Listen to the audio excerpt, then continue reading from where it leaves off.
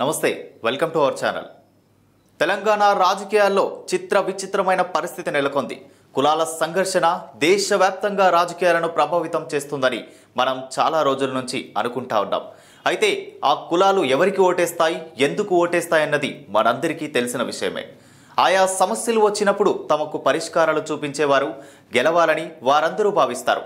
అదేవిధంగా ఎన్నికల్లో ఒక్కోసారి ఒక్కొక్కరికి మద్దతిస్తూ ఉంటారు. ఏ కులం కూడా ఒక పార్టీకి ఒక వర్గానికి మద్దతిస్తుందని చెప్పడానికి ఏమీ లేదు. కేవలం 1-2 పార్టీలు మాత్రమే దేశంలో అలాంటి పరిస్థితికి కారణమయ్యాయి. కానీ మెజారిటీ పార్టీలు కులాలను నమ్ముకొని రాజకీయాలు చేయడం ఎప్పుడో మానేశాయి. ఇవన్నీ రాజకీయాల్లో వర్కౌట్ కావని గ్రహించాయి.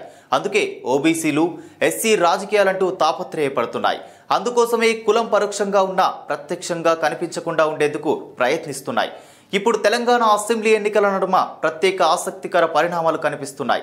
గ్రేటర్ హైదరాబాద్ సాక్షిగా తెలంగాణలో జరుగుతున్న రాజకీయానికి అటు కమ్మ ఇటు కాపు కులం ఎలాంటి కల్లోలం రేపుతుందన్న దానిపై బీఆర్ఎస్, కాంగ్రెస్, అటు జనసేన అభ్యర్థుల్లో అలజడి రేగుతోంది.